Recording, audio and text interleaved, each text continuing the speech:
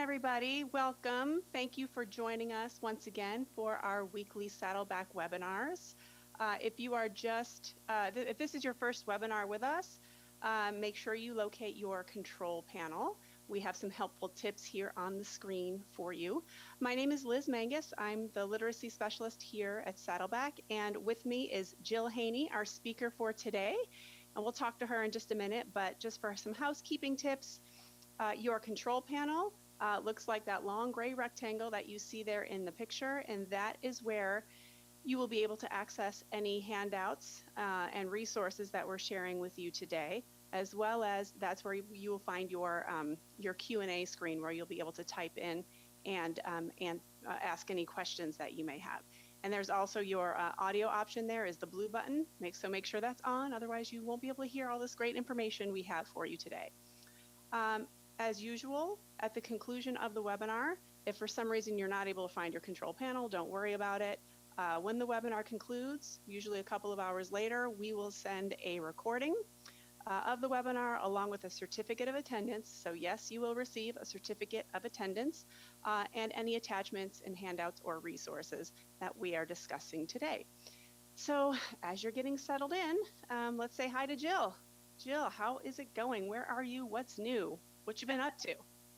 Well, I think like so many of the folks that are here on the webinar with us, I'm at home.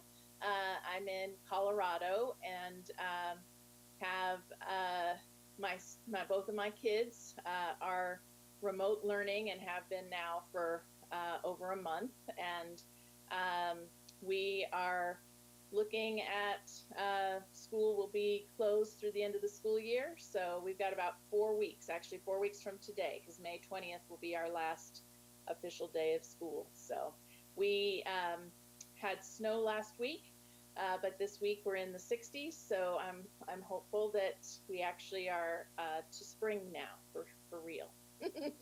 How are you doing? That's a pretty common theme I'm hearing. My family, they're in the Buffalo, New York area, and they're saying it's still snowing here. This is crazy. So yeah, I know you guys must be getting tired of that. Things are moving right along here in Texas. The weather is a lot nicer than Colorado right now. It's not snowing, so that's good. But yeah, the same. My daughter's school will be wrapping up in about a month.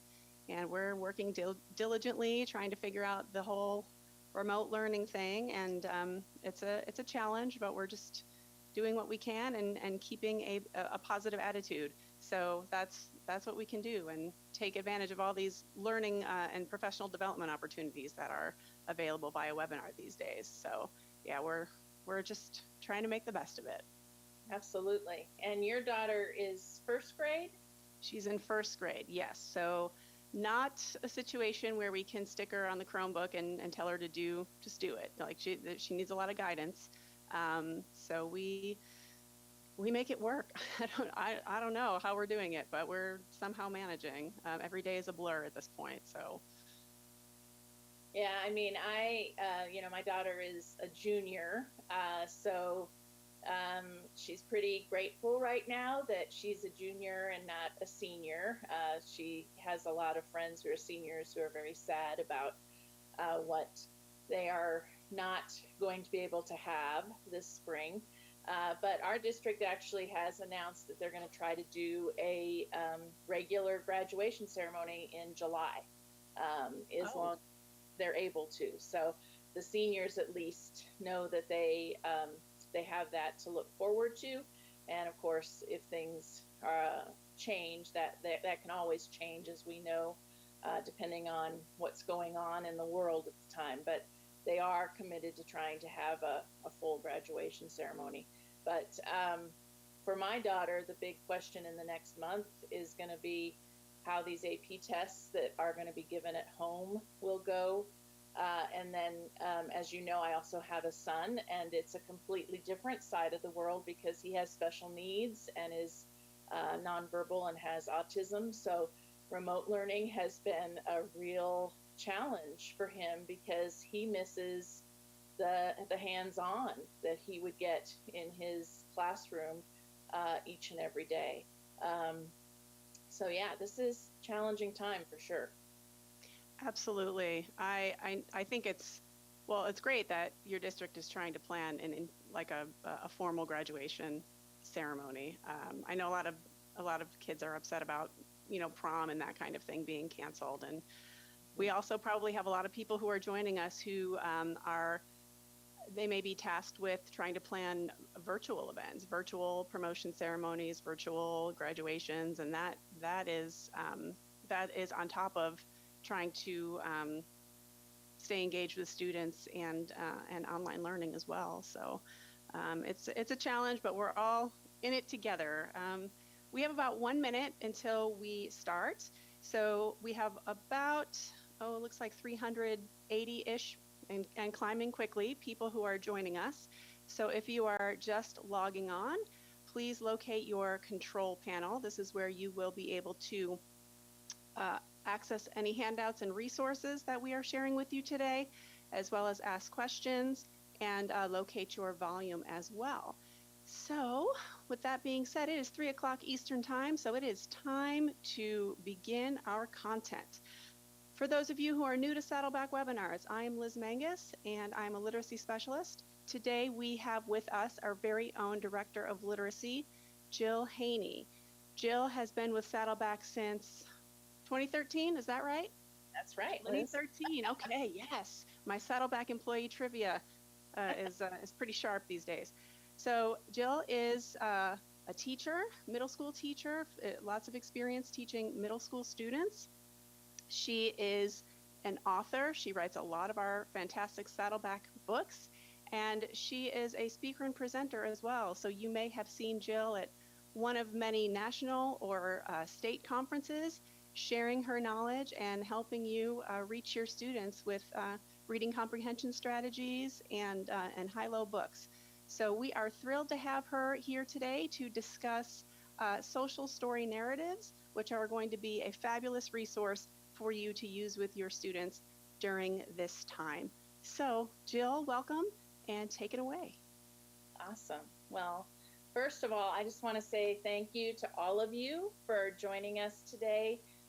This is a real treat for me to be able to present this particular webinar because it really has emerged out of my own experiences with my son, who is a 9th grader and who has special needs, is nonverbal, and therefore we really had to do a lot of figuring out how this remote learning was going to work best for him. And one of the things that we've seen that's been very, very successful for him have been social stories or social narratives. So today we're going to be talking about social story narratives, not only for students with special needs, but also as a great tool for our students who are learning English, and really any student who may be really confused and struggling about why all of these routines and why have schools closed, what's going on, what am I expected to do at home? And this is really where something like the social story narratives can come into play. I am thrilled to tell you that I will be premiering 2 narratives that I wrote in this particular webinar, and they are free to you. And so we will definitely dive into those as well as part of it. Are currently facing school closures and having to learn from home. Here in the United States, that's 55.1 million K through 12 students who are affected by school closures, and 7.5 million of those students have IEPs or have identified special needs that have a plan, a program that really talks about what they need for individualized instruction. 5 million of those students are English learners, and as we all know, some of those students are going to be both English learners and have an IEP. And it's when we talk about these groups of students who have IEPs or who are English learners, that we particularly are talking about some of our most vulnerable students that we really have to think, how can we make sure that we're meeting their individual needs when we are in a remote learning situation? How remote learning looks is really different depending on the district and depending on the student's access to learning materials as well as to internet. So we're seeing some students right now who are on their laptops or mobile devices and having literally virtual classroom experiences. And we're seeing other students who have no internet access, who really are having to figure out how can they get packets or other kind of paper pencil tasks, projects that they can do and work from at home at their own pace and with the help of their family. So what this all looks like, again, is just so varied across the country. And it also is really changing the way we see student engagement.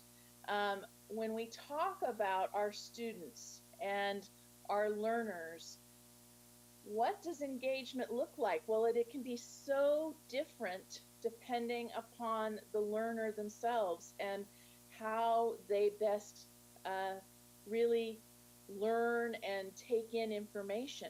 We have students who need to truly be in a hands-on learning situation. Just hearing things, just seeing things isn't enough. They need those manipulatives. They need ways to be able to truly interact. We have students who have a language barrier or who have a language disability who are going to struggle with some of that communication unless there can be a visual component to it. And so when we think about our students with special needs, our English learners, our newcomers, and our students with no internet access, this is really one of the premier questions that I see happening right now, is the idea of equity. How can we make sure that through remote learning, we are still meeting the needs of all? And so I really want to, at this point, kind of take a look at our audience today. We've got a number of you with us, almost 600 online right now. And I would like to hear how the engagement is for your students. So the students that you're responsible for, that you're working with. Liz, if you would put up the poll. What we want to know here is how many of your students, roughly, would you say are engaged right now in remote learning? Is that 100%? Is it more than 80%? Is it more than half? Or is it less than half? So let's take a few moments and let everybody have a chance to answer this poll question. Okay, we've got some responses coming in.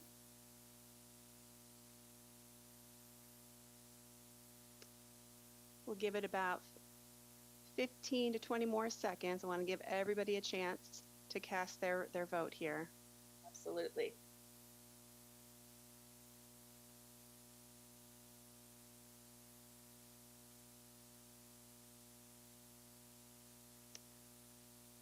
Okay, let's go ahead and close the poll and see where we land.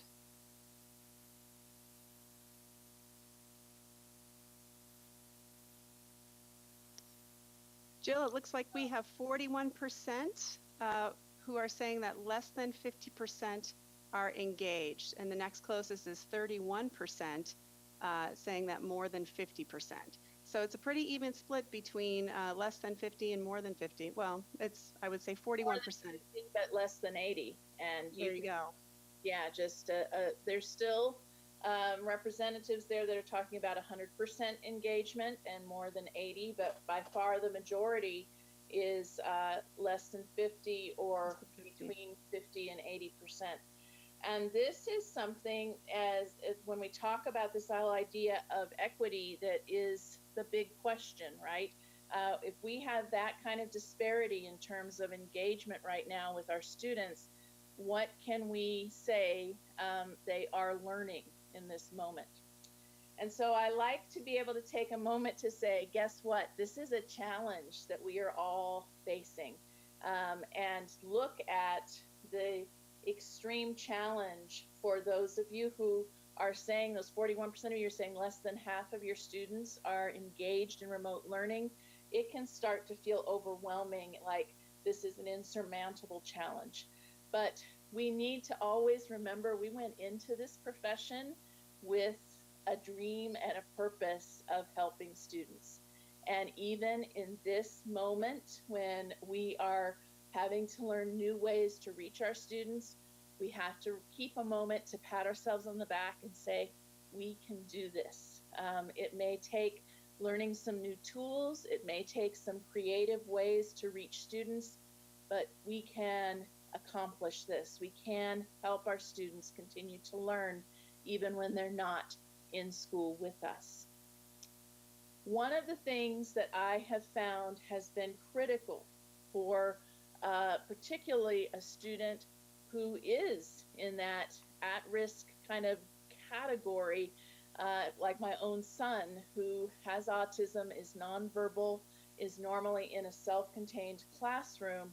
Social stories have been a huge help, and I have seen this across the board with our most vulnerable students, how important this kind of format is for our students. Social stories as a term really originated in the field of special education. It came out of trying to develop curriculum and helped texts for students with autism. And the idea being that many times our students with autism may struggle to understand other points of view, and they need to have things more personalized. So you'll see in the social stories this kind of first-person narrative like you see in this example here, and you'll see them describing a concept or a skill that we want the students to master in a very positive way. And visuals are a huge piece of social stories so that students can also kind of draw that visual understanding as they read the social stories. So you can see here we have an example of a social story where we're saying, I will learn at home. My teacher will send me schoolwork to do. There are times I might log in and talk to my teacher. This is a very common kind of social story talk in the original intention because we want that student to really positively affirm that they can do it, that they are able to do these things. When we see our social stories, what we've seen is also a growth in how this might look. And one of the ways that we've seen some of them try to kind of grow beyond just where that original plan was is the idea of moving to narratives. Narratives may not be first person, they can be second person, they can be third person kinds of things. But the key here again is helping students navigate unfamiliar situations and modeling how to do that in a positive way so that we are always staying very positive, very upbeat as we work through these new concepts or skills or situations. The other thing I love about social story narratives is that they provide an opportunity to talk or to communicate how individuals are feeling. So when we think about a child like my son who's nonverbal, or we think about a newcomer who has no English, and they are struggling not only with all the changes that have happened in their routine, they're also struggling with how do I share what I'm feeling inside? How can we talk through this? And using a social story narrative can be a tremendous tool for helping to bridge that gap and have some communication. Ultimately, these are going to set students up for success, which is what we all want to see. So one of the things that we wanted to do was to really help as best we could by providing two social narratives about situations and topics right now that our students are wondering about and asking about. So we have two social narratives that we want to premiere in today's webinar. The first one is about understanding the coronavirus, and the second one is about remote learning from home. And so I want to now introduce you to the first one, understanding the coronavirus, exactly how I might do this if I was presenting these to my students as a teacher and taking some time to discuss as well as to read. So here we have understanding the coronavirus. Daily life has changed across the U.S. Leaders have ordered people to stay at home. And we can only imagine how our students are getting their information right now. It might be that they're seeing a lot of TV news, or they may not be. But we know that families are trying to navigate what's happening. How do we know what is going on out in the world? Schools are closed. Most businesses are too. People are working from home. Why have things changed? Think about our students. I think this is a question that they are all wondering. Why have things changed? It is because of a new virus that spreads very quickly. A virus causes an infection in the body. It makes people sick. This virus is a coronavirus. These kinds of viruses cause respiratory illness. That means they make it hard for people to breathe. And so we see here in this visual a person's lungs, and this idea of ultimately this particular virus can get into the lungs and then make it very difficult for people to breathe. This coronavirus first appeared in late 2019. The illness it causes is called COVID-19. Two of the symptoms are a fever and coughing. Most people who get sick will get better. They will likely feel very tired for several days. Many will have a high fever too. The virus makes some people very sick. They have a hard time breathing. Then they have to go to the hospital. Many go on machines to help them breathe. Some die. And when I was writing this particular social story narrative, one of the things that I really wanted to make sure we addressed is that, in fact, we do have people who are succumbing to this illness. And we don't know if our students already have a family member or already have an acquaintance they know who has died because of COVID-19. And acknowledging that this is indeed happening is an important part of helping our students. It is easy to spread this virus. One way it spreads is through coughing and sneezing. Droplets in the air carry the virus. People nearby can breathe them in. The closer people are to each other, the more easily the virus spreads. And I have to tell you, every time I see this particular photo, I really get reinforced about how important it is to cover sneezes and coughs. That is why leaders want people to stay at home. People should only go out when they really need something, like food. When out, they should stay at least 6 feet from each other. This is called social distancing. Here is one way to practice social distancing. Think about the width of a car. That is about 6 feet. Stay about a car's width away from other people.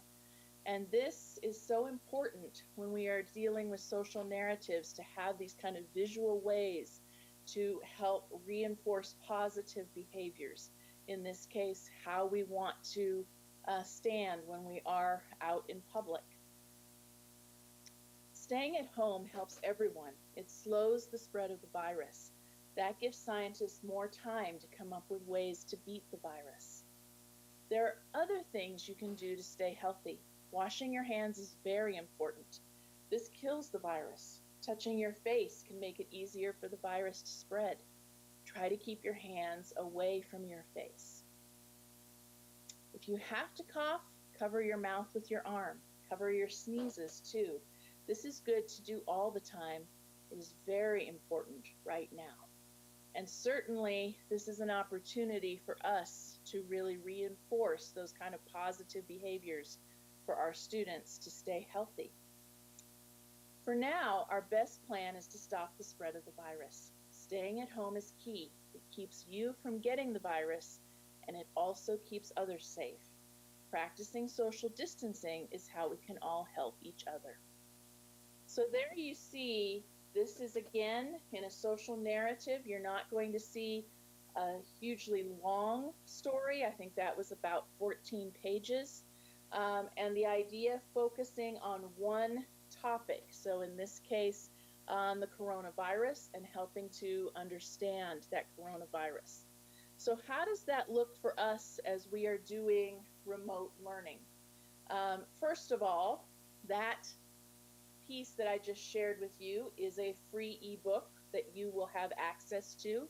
That means that you can not only share it if you have a virtual learning environment, but you can also distribute it if your students are not able to necessarily log in, but hopefully can still get either an email or a copy that you are able to give them. Now, when we talk about how to implement, one of the things that is so valuable with social narratives is opportunities to do one-on-one meetings, where initially, and this is how my son's special education teacher has been doing his one-on-one meetings, she'll literally just share her screen in a particular one-on-one meeting virtual and show a story. And they'll go through it page by page. And one of the things that I've found as in using social stories is that first time I want to read it, actually just read it through. Read the whole story to the student, going page to page. And obviously I didn't just do that. I was talking about some of those slides and pictures as we went along because I wanted to kind of model some of the ways that I do talk about it. But I tend not to do that on the first read. On the first read with students, I want to read aloud the whole story and give them that opportunity to hear the good modeling and to hear how they're doing. Now, what if you're not able to share? Then this is what we want to teach parents that they are able to do, is again, if possible, share that whole piece, family members, any way that that student can have to help. Another thing that I have seen some teachers doing is providing themselves a recording of themselves reading the story that students are able to download. So even if they can't see the teacher virtually one-on-one, they can at least get a recording as they are reading the story so they have that model. Once that first read is done, then it's an ideal time to go back through the story and stop at each page to discuss the content. And even for my son, who is nonverbal, this is a critical piece because he's still able to point to items in the photos, point to key words, and interact. And when he has his voice activation software available, he can also answer some questions with some simple sight words as well. But we want our students to have that opportunity. Think about our English learners. Think about our newcomers. It's so critical that we give opportunities for them to express themselves and to use that verbal language. And these provide a wonderful idea, a wonderful opportunity to really do that. Again, the photos are so key because if we have a student who is not going to have the proficient reading, they can still interact with the topic, with the content through those photos. I also really like to see the students getting their own copy of the story so that they have that additional time to practice reading at home and to also share with their family members what they have learned. So I've mentioned my son multiple times now. Here is Alex. Many of you will look here at Alex and go, whoa, you just said he was a ninth grader. And indeed he is. But my son he just turned 15 2 weeks ago, and he is already 6'7" and over 300 pounds. If he had the ability to play football, I'm sure he would have been recruited. But Alex has always been nonverbal. He makes only one sound, which is dia, and we do hear expression in his dias. He will sometimes, have a sense where you can tell he's anxious or he's happy, but he really has only ever had that one sound, despite the fact that we've had speech therapy and occupational therapy from the very get-go. Alex was diagnosed at 20 months, and we started all the therapies right away. But in our case and in our situation, and we all know for our students with special needs, it is about an individual path. We never know where an individual is going to go. For Alex, language has continued to be a challenge for him. So we've moved from PECS, picture exchange communication, to now more of a talk software where he's able to select items. And you can imagine for a student like Alex, who was used to being in a largely self-contained classroom with lots of task boxes, how difficult suddenly this remote learning change has been for him. It has been very challenging for him. He has his iPad, as you can see here, and our district, his special ed teacher, has one-on-one meetings with him on the iPad, and also has class time with all of the students in his class on a regular basis, and Alex will turn in for that, but it is a tiny fraction of what he would have if he was at school. So we have really appreciated having the social narratives that his teacher has introduced to him and then sent to us as files so that we can go over them again with our family. And that repetition is so valuable, especially when it is topics like this that students are struggling to understand. I also want to talk about just where we can get some other resources, because those of us who are working with the most vulnerable students really need all the help and all of the resources we can get. This is a relatively new website. I think it came up about 3 weeks ago, perhaps. 33 special education organizations came together to create this. It is specific to this time, dealing with educating learners during the COVID-19 pandemic, and it is called Educating All Learners Alliance. The beauty of this website, whether you're an English learner teacher, or whether you are a special ed teacher, or you are a teacher who's just working with kids who have lots of gaps, I highly recommend going to this website and checking it out, because they've put so much on here. There are free resources, lists of technology tools, and examples from teachers who are moving to remote learning. So it's well worth spending some time on this site. For my teachers out there who are working with English learners specifically, this is a great site, because Texas's Region 11 spent time after the schools started closing getting together modules for at-home teaching. And their ELL coordinator specifically included English learners and lessons for English learners on this site. So this is another great place to go to get some wonderful resources and really just browse and see what would work best for your students. Now, I want to share with you our second free social narrative that you're going to be receiving today. And this is an important one, because this helps with that transition. This is where we can really help to communicate to students what all this remote learning is going to look like. Schools have closed. Many leaders have told people to stay at home. Everyone is trying to stop the spread of the coronavirus. And I deliberately created these stories so they really complement each other. So if the students have already learned about the coronavirus, they pick right up here with, okay, because of that, we now have this situation.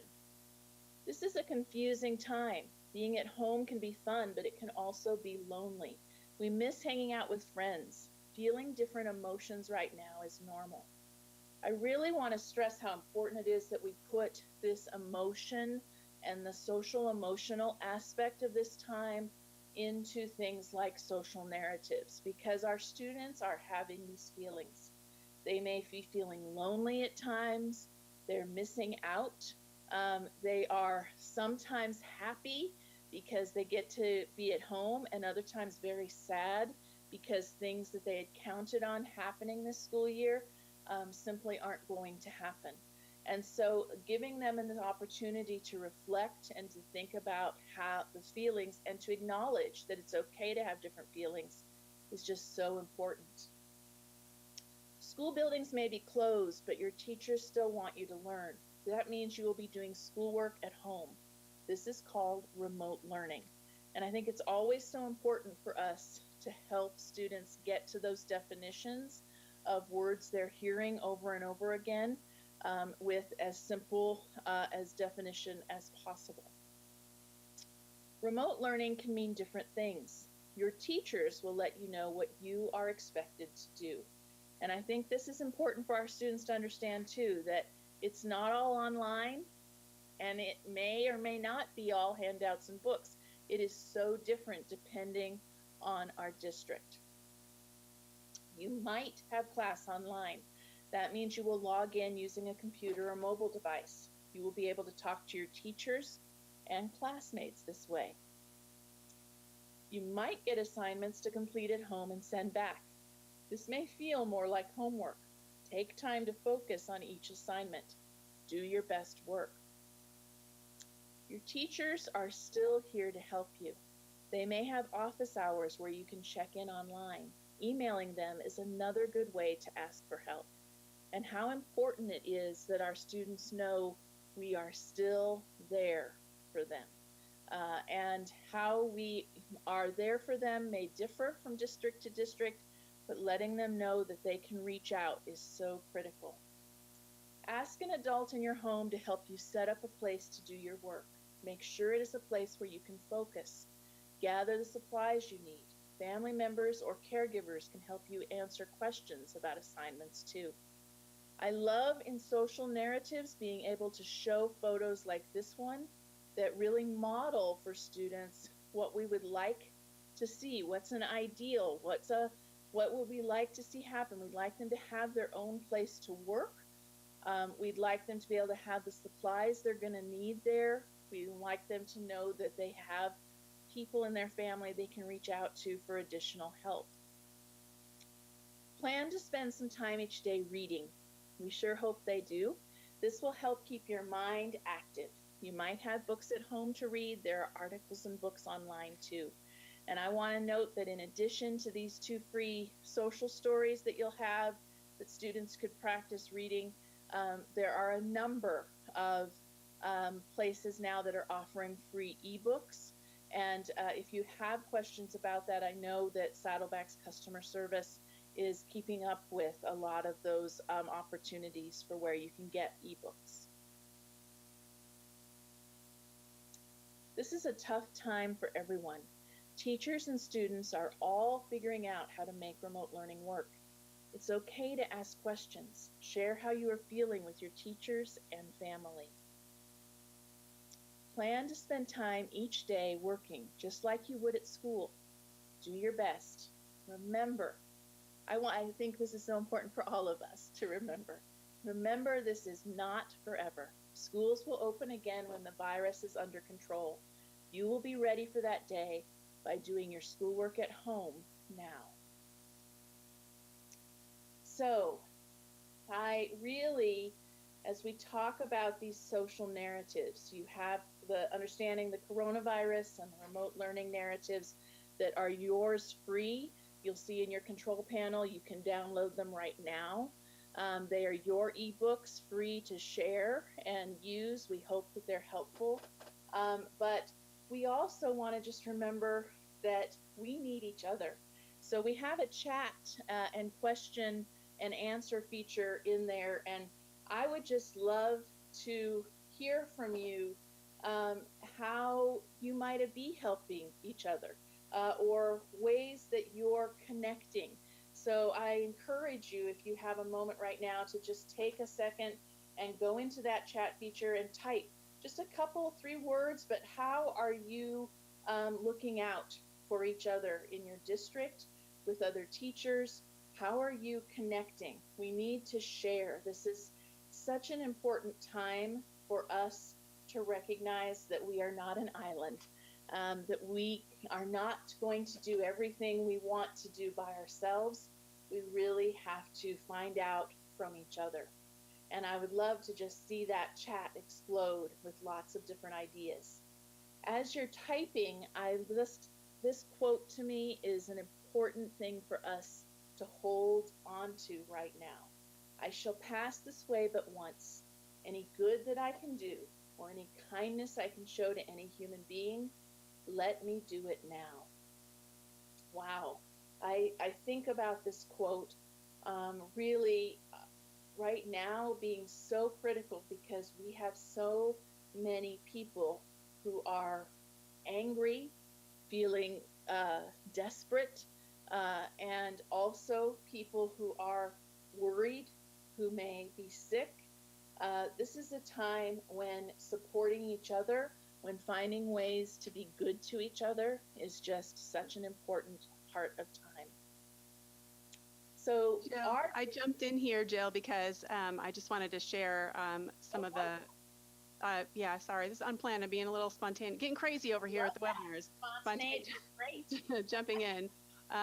People are just sharing, and by the way, the Q&A feature works well for this. If you go to the Q&A feature and just drop in anything you're doing right now to like connect with your colleagues and look out for each other, we'd love to see more of your responses. I see a lot of things like we call and text each other daily, virtual happy hours, collaborating on Google Classroom. What else do I see here? Virtual PLTs, connecting with each other through regular Zoom meetings. So yeah, just a lot of great contributions here. Oh, here's some more. This is so cool. Okay. Teachers and admin and students are connecting through WebEx Teams and meetings. So definitely it sounds like a lot of people, both professionally and personally, are using those WebEx and Zoom sort of platforms to connect with each other on collaborating for the students, but also just to kind of be there for each other for venting and emotional support. So just wanted to share what some people were saying. So I'll go away now and let you finish. I want to say thank you to everybody for sharing. I think this is just so important that we are there for each other right now. So thank you for sharing some of those things and giving some more ideas to everybody. Liz, I love that you broke in there. So this is our gift to you. And that is that all of you who have attended the webinar today have these 2 books you just saw for free. They are in your control panel. You can download them, use them, share them. You'll see in the copyright that you have that right to share them. That's something we want to see you doing. And then they also are going to be on SADDLEBACK.com for 99 cents each if there are colleagues who didn't attend the webinar but who would be interested. And they can always attend the webinar by getting on our website and going to our webinars. I don't know if you are maybe aware or not, but we record all of our webinars, which means you can go online to our website at any time and re-watch the strategy webinars and the different types of topics that we have covered, anything from fluency to phonics to reading comprehension to the remote learning webinars that we've been doing of late. And so you can always log in and watch those again at your own time frame. So Liz, I think you want to tell them a little bit about what's coming next week. Yes, I sure do. So first of all, thank you, Jill, for presenting this great information. People are really thrilled with having access to these ebooks, and they are just really, really excited. So thank you very much. We do have a lot of questions that people have submitted that we will get to in a minute, but as usual, before we get to the Q&A, we want to give you a preview of what is on deck for next week with our Saddleback webinars. So next week, Dr. Brandy Ramirez will be joining me, and we are going to talk about using technology tools to teach reading comprehension strategies, because as we know, the future is a little bit uncertain right now in terms of what instruction is going to look like through the summer for extended year and also into the fall. We don't know how long this virtual learning is going to how long it's going to last. We don't know if we'll be able to go back to schools full-time, part-time. There are just so many questions right now. So we want to put your mind at ease by talking to you about some great tried and true reading strategies that we know work in a classroom and that can be paired easily with technology tools so that if we are still in a remote situation, you'll still be able to use these great classic reading strategies. So this is a very exciting one. If you want to register as soon as we get off this webinar, you can go to our website, SDLBack.com/webinar series, but you'll also receive an email too about this, prompting you to register. So we hope you can join us next week. And with that, let's get to some questions. Jill, we had some really good ones. First of all, a question that kept popping up over and over again, people were seeking clarification on the appropriate grade levels for these stories. Are they elementary appropriate as well? What are your thoughts on that? Yeah, so I always am gonna write kind of through this lens of the students that I know oftentimes don't get age-respectful kinds of curriculum and texts. So you'll see in those books lots of photos of students who may be middle school, high school, but these are absolutely age appropriate for elementary too, because they are about what is happening right now. So if you've got an elementary student who's asking, you know, why are schools closed? What does the virus mean? These are great resources to use with those younger students as well, because the topics themselves are just so topical for right now and important for right now.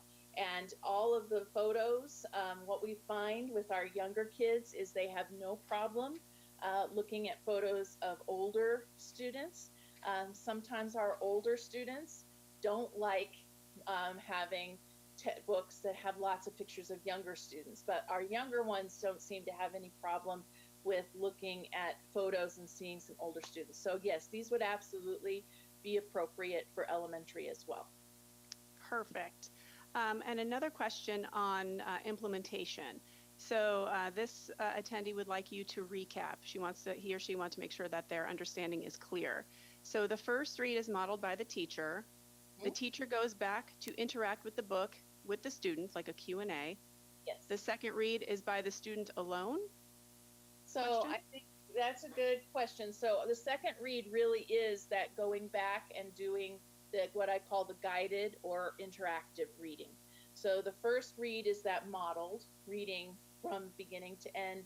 The second one is where I would really highly suggest going back and doing guided reading. So you're still reading, perhaps depending on the student's ability, it could be the student reading to you and then discussing.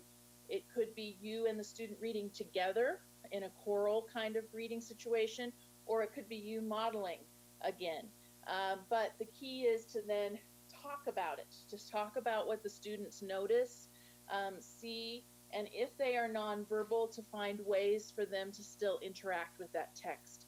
Maybe by indicating things in the photo or pointing to key words, or if they have a touch talk kind of system to be able to use that. Then the third read is really where I would then want the student to be as independent as possible. So again, this is so dependent on the individual student. My son, obviously being totally nonverbal, is not going to necessarily read it out loud on his own ever. We would just get a series of dias. But I know that I have the copy at home so that that third read, he and I can work on it together. His sister can come in and do a read with him. And really, as many repetitions as possible are only going to help with building his vocabulary and being able to interact with the book. So hopefully that clarifies. Great question. It does, and you actually within that answer answered the next question, which was how can I support nonverbal students with social narratives? So you already kind of talked about that, but did you want to add anything before we jump over to a new question? Well, obviously I love that question because I live it right on a daily basis with a child who's nonverbal. That is the beauty of social narratives. They are short, they're to the point, and they are visual. So if your student is nonverbal, they are a great tool for working with that student because you can perhaps be reading to them. I've also seen, where if you record key sentences for in the student's touch kind of programs they may have, then they can use that talk touch to read the lines with their help. So there are other ways that you can help with those students who are nonverbal, but it really is so dependent on the student themselves. So one of the things that we'll often do with my son, because he's very much a student who needs the manipulatives, is to then take kinds of sentences from the stories and we'll actually make them on their own cards. And this, obviously, in this remote learning kind of place, that means the family has to be okay with making some of these manipulatives, or a teacher could make them little cards with the different words, and then the student can put those sentences together. That's another way that I often work with my son and with our students who are nonverbal, is helping them to manually construct the sentences, which also helps us just to work again with that language. I think we have time for one more, and this one is regarding parents. So what are some ways to explain the stories to parents so that they can share them with their children? We know a lot of parents out there are trying to get involved, and teachers are trying to give parents ways to get involved during this new situation we're in. So any thoughts on parents' involvement? Yeah, the more that we can share out to parents, the better. So the beauty of a social narrative, and again, these books that you are able to download from today's webinar are totally permissible for you to share and to send to those parents. We want that to happen. We want them to be of help. And so these particular social narratives, one of the things I like to do when I'm talking with parents is again focus on those key elements of social narratives, that they are visual and positive and help to explain something that a student is struggling to understand. So here, of course, we're all sort of struggling to understand what the coronavirus is. We are all together trying to figure out how to make remote learning work. But you will see social narratives that are available out there for behaviors, for things that parents may really be struggling with right now.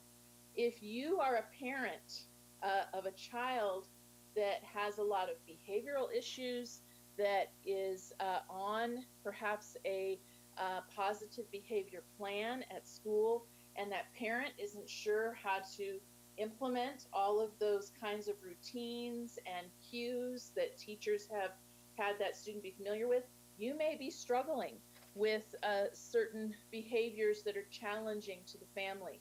That's where something like a social narrative is a brilliant solution to help parents understand that I want that to, I can write the narrative and or as a teacher and really be specific to what positive behaviors I want to see from a student. And that can be a huge help to parents to be able to hear from the teacher, okay, here are some ways. So one of the things I love about social narratives is they can actually be a real bridge between teachers and parents.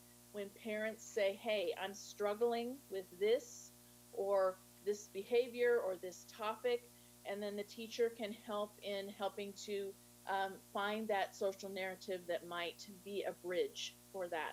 So, the thing with parents, though, is again to focus on the fact that we want to be positive in these, and we want to definitely note the visuals and talk about how we are going to approach this in a real proactive kind of way. Awesome advice. Thank you so much, Jill. I want you to know that if we didn't get to your question, we always make an effort to get to your questions offline. So if you have a burning question and we weren't able to answer it during this broadcast, don't worry. We tend to follow up fairly quickly with any questions that were remaining. And it seems like there were quite a few regarding perhaps how this would apply with English learners and newcomers. So you will be hearing from us around those. So this is how you can find out some more information from Jill. As I said earlier, she is our Director of Literacy, and this is her email address here. And Jill, I mean, you are very open to receiving emails from people. Otherwise, we wouldn't have your email out here. So right. If they Jill have a question, you're welcome to email me. And then, Absolutely. Of course, I know, like you said, Liz, I know we didn't talk as much, although I mentioned at times the English learners and newcomers. I'm not surprised that there's a number of questions about that. And the key here, again, is using the recognition that our English learners and newcomers also need that visual, the positive, the understanding of something that is difficult for them is just as important as our students with special needs, to recognize that we have to find a way to help them understand. And that's where social narratives can be so powerful for our English learners and newcomers. But the difference sometimes is that we may have some additional language goals that we have, where we want to pre-teach some of the vocabulary or use some of that to really start to enrich some of their both verbal and written vocabulary. So I love the fact that we have the questions, Liz, because we can definitely respond to that in writing. Absolutely. Well, we want to thank you for joining us once again. This is where you can find us. We love to hear from you on Twitter or Facebook. You can reach out to us via email, contact@sdlback.com. We are always interested in helping you out and answering your questions. And of course, if you have questions about Saddleback books and products, we're definitely here to help you with that. So please reach out to us on by any of these means: social media, telephone, or email. We're happy to help you with that. And beyond that, I think we just want to say thank you, and hopefully we will see you on next week's webinar. And thank you for spending a part of your day with us once again. Goodbye, everybody. Absolutely. And just remember, we can do this. Thank you, everybody.